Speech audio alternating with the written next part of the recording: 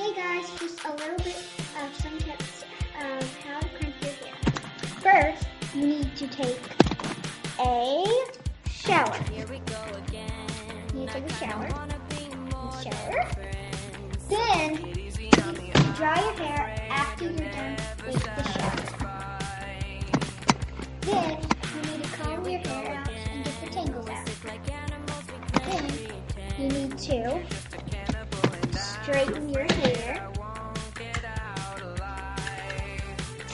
Then, for the best part, you have to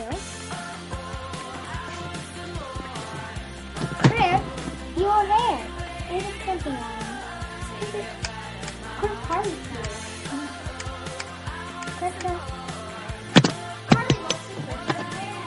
And that's how you crimp your hair.